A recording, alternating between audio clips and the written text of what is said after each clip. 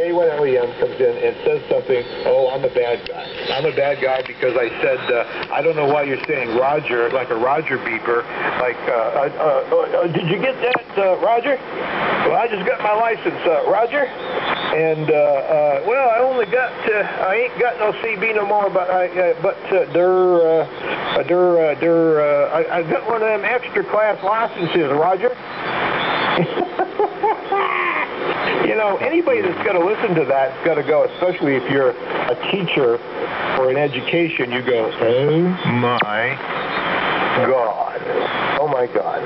Is this what amateur radio is? Yeah, Roger. Come back to me there, Roger. Did you get that 10-9, Roger? You're a 20. You're an S20, Roger. Oh my goodness. Oh my goodness. And K1LEM's a bad guy just for pointing out the ridiculousness of it. My goodness gracious me. K1LEM after Mike. But anyway, Harry, yeah, you're right about that. Now, there is one thing that I would like people to do if you would want to put aside 45 minutes of your time.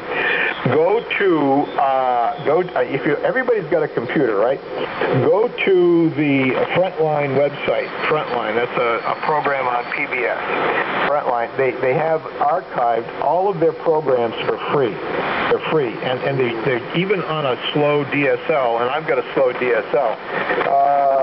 You can watch this program. I just think people should watch it. Now, it's a documentary about the Penal Institution, and yes, I did say that right. Penal Institution. It's not Penal Institution. It's Penal Institution. That's the correct pronunciation. I'm sorry, Francis, but that's the correct pronunciation. Do not send me an OO card. I said Penal Institution. All right, that's the correct pronunciation. Let me see here. Yeah, go to that website, and what you need to do is download, or not download, but you could download it. You don't have to. Just watch it. About the security in the main correctional center. I think it's called, what is it? Solitary confinement. And take a look at what these criminals are doing, how they manipulate the guards, how they perpetually blame other people, the guards, the system, their mother, whatever, for the state they're in. Now, here they are in solitary confinement. They get time to go out and do recreation, I guess, but they can't associate with any other prisoners because they're in solitary confinement. But they do get time outside their cell. So they all know.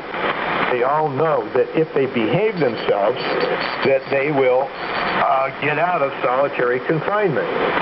But they will not behave themselves. So they sit there and they manipulate the system and they try and take on, this is cruel and unusual punishment. You put me in here in solitary confinement. I know what I need to do. You're not helping me do it. And they do something that's so gross, I don't even know if I should say it on the air, but to get attention. Now, if you're into psychology the way I am, you know that this is not, this is it's a gross way of getting attention, but they do. They will take a sharp instrument and they will cut a vein in their arm, and they will start to bleed under the door. And then they will turn water on, or they'll take their toilet and they'll put a plug in it, and so you'll get this flow of red water and feces and blood that's coming under the door, and then they'll lock the door so that they'll barricade themselves inside their cell so that nobody can get in to unplug the toilet. Now, people that just don't understand what it is to work in some of these public institutions, now I don't care if it's a school, I don't care if it's being a cop, I don't care if it's being a prison guard or whatever. I am so friggin', and I use the word friggin' here, tired of hearing people think they know what it's like to do these jobs. You don't know what it's like. You haven't been there to do those jobs. Now, until you have, shut the you-know-what up, and that's all I'm saying. Anyway, Harry, have a good day up there, my man, and do watch Frontline if you can, and I don't think you will, but if you want to do some more research on what Whit has said, you should go ahead and you just take a look at what goes on. And this is up near you, of course, but it's the same everywhere. Maine is the same as California, Utah. It doesn't make any difference. Take a look at what goes on up in Maine in some of these penal institutions. So you should watch that and understand that every day that a corrections officer is out there, and these folks are walking around, a lot of them have freedom. They have a common area where they can socialize and they have their lunch. And if you're good, you don't get that many hours a day locked in your cell. Now you have to go back there for a certain number of hours. You're not totally free to go where you want all the time. But the prisons do not confine people 24/7 in an isolation cell unless there's a damn good reason for it. And now you say that I'm a liberal. No, I'm not. I'm a common sense person that's been there. Almost did that. I almost took the job, and then I got cold feet at the last minute. Just before my training in Rutland, I told them that I felt I didn't want the job. I don't know where I would have been if I'd taken that job. But anyway, I got measured for a correction officer's uniform, and they had it all ready to give me when I went to for my training. Anyway, so that was a close call, right? Anyway, John, why don't you go ahead? KB3MZQ in the group K1LEM. K1LEM, this is KB3MZQ. Boy, there's so many things touched upon, I don't know where to begin. But I will say this about that. Harry is surprised about the number of prisons versus the number of colleges. Harry, if you can hear me, you have to remember that you live in a very civilized area. I mean, living up in Massachusetts is not the same as living in, let's say, Utah, or maybe West Virginia, or maybe Louisiana, or I don't know, how many states are there? You are very privileged to be living in Massachusetts. And as far as some of the colleges in Massachusetts, holy smoke, it's not easy to afford to go to them. It's much easier to go to prison. It's cheaper. And hey, 3 hots and a cot, you get to play basketball, you get to play handball, you get to play, I don't know, you get to play, and you don't have to work. And some of these people are getting television, cable, and they're not paying for it. Oh no, I'm so jealous. No, I don't want to go to prison. But at any rate, let's see. And those people you meet in prison, you remember them, and they're your buddies for the rest of your life. And neighbors with the guns and so on and so forth. I don't know. I think that Brother Witt doesn't understand what a good time is. I mean, a good time is when you take your gun and you go outside and you just blast away. I mean, if you're not blasting away, what's the sense of breathing? I mean, good grief. You just don't know what fun is, Brother Witt. And when you mention Frontline, the program, first thing I thought about was Frontline, the insecticide. There is an insecticide, or some kind of pesticide called Frontline. And I don't know. You've heard me mention instant death in a can before, the wasp spray. Hey, I keep death in a can in my car. I mean, this stuff will shoot a nice stream of 30 feet.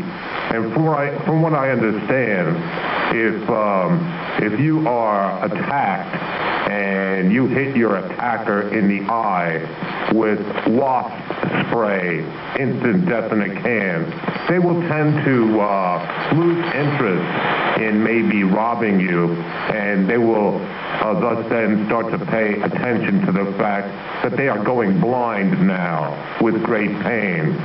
Yes, instant death in a can. I have found another use for it. I keep it in the car. That's right. But anyway, there are so many things that I failed to write down on my little notepad. But again, hey Harry, I wish I was living in Massachusetts. You have shown me so many great photographs of the area and different areas, including Boston itself. I mean, very classy, Fred Blassie. Fred Blassie was a wrestler from days of old. But I'm sorry, he was a wrestler. In Harry's neighborhood without being picked up by the cops. But anyway, very classy up in Massachusetts compared to, let's say, Delaware. This is KB3MZQ, and I'm going to pass it to Harry, who apparently has worked with his tuner, and he has noticed that when you have a lot of rain, it can mess with your antenna big time, and you're going to have to use different settings, not only for your tuner, but possibly for your amplificator, and so on and so forth. But we all know that. This is KB3MZQ, and I'm going to pass it in the group. I'm in the group with K1LEM, and I'm going to pass it to K1FXK. Hey, Harry, I sometimes wish I lived next door to you. Hey, go, Harry, go. No, I think that would be great fun to have you as a neighbor, man. Yeah, well, the kid who bought the house next door is very young, very responsible, doesn't have any lady friends. Just a quiet kid who I would later, it would be awful. I found out that he was what do they call those, sexual offenders, They put him in neighborhoods. No way. That's in a can. I like that. I like that a lot. It made me think how much more secure I would feel had I slept with a can of that every night. Yeah, an intruder comes in, man, right in the eye. Yeah, I had no idea. Thank you for the advice. And with, I am quite familiar with the word penal as penal institution, penology. Yeah, that's right. Having been a guest of a military penal system, the Air Force, It isn't penal institution, Francis. It's penal institution.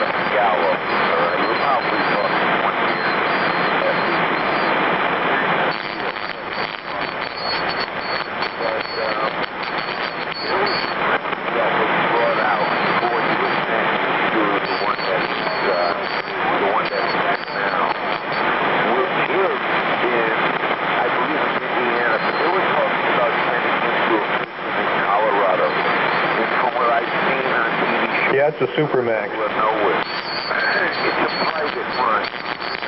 It's not a government institution. There's some famous people out in that Colorado Supermax, Harry. Did their time and was released.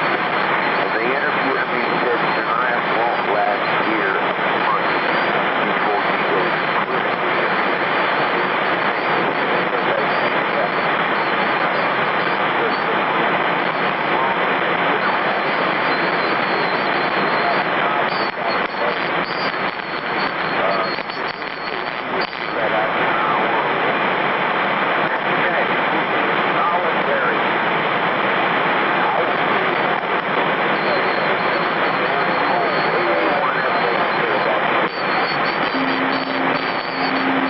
Okay, Harry. Oh, well, you're right about Supermax. There have been a couple of shows that have been written on that, and that particular, I didn't realize it was private. I thought it was fed, so I don't know. There may be, seriously, there may be more than one Supermax. But they put their very best people out there, like, the Unabomber.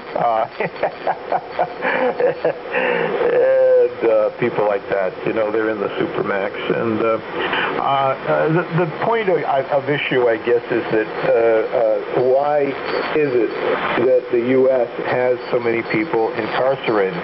Why is that when other Western countries, which you know, the culture's not that much different, or at least you'd think it wouldn't be. How have they been able to have a lower crime rate?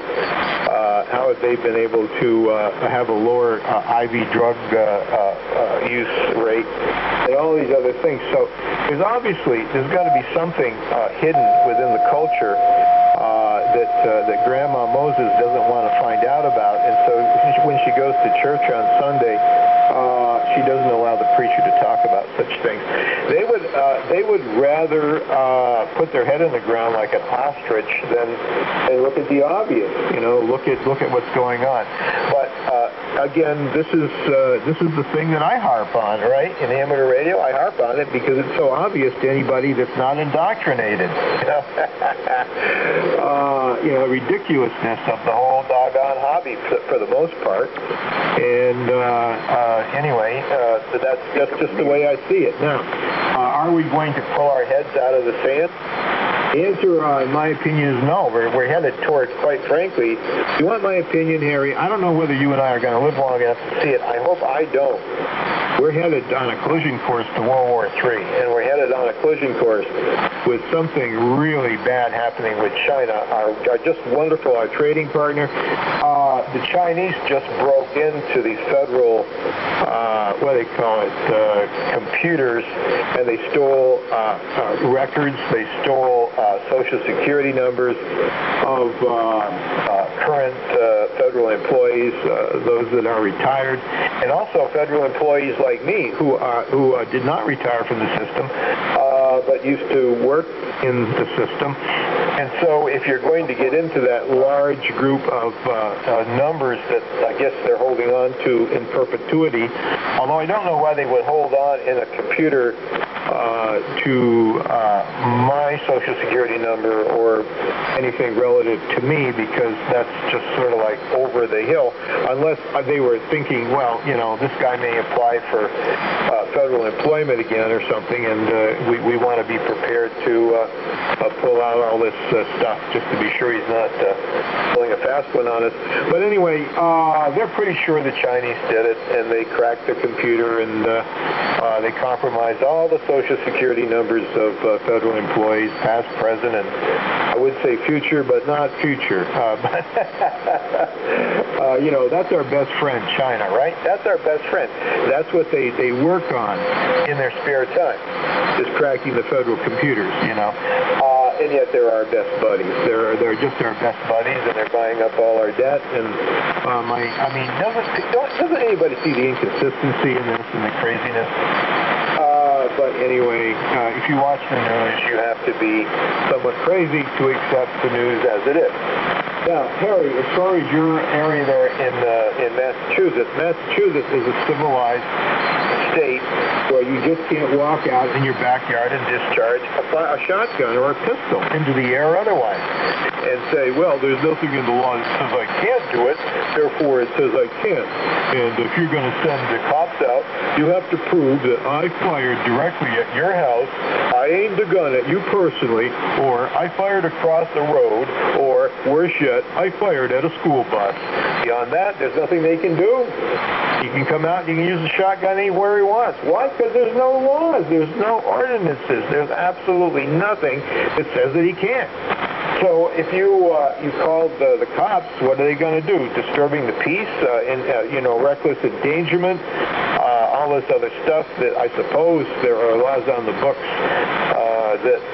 that would allow that kind of thing.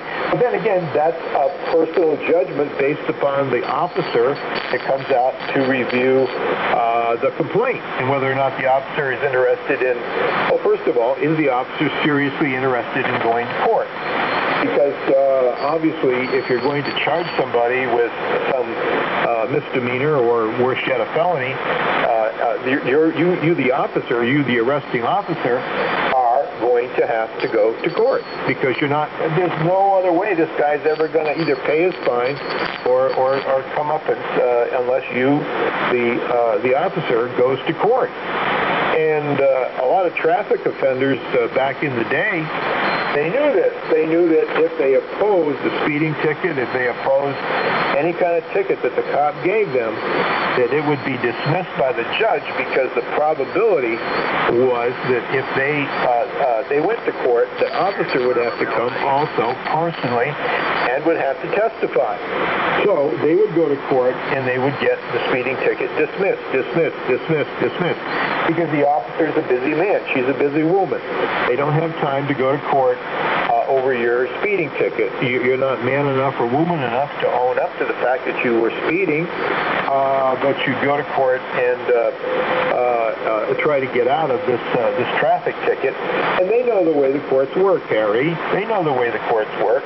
There would have to be somebody there to testify. If not, if there's no opposing side, then there's nobody, there's no written testimony or other testimony there. What is the judge going to do? He looks out into his court and he says, okay, there you are, a defendant. Now, where's the plaintiff here? Where's the evidence? Where's the state cop? Where's the sheriff? Where is the representative to tell the story? Now, by same token, victimology. Victims have to go to court. If you want to have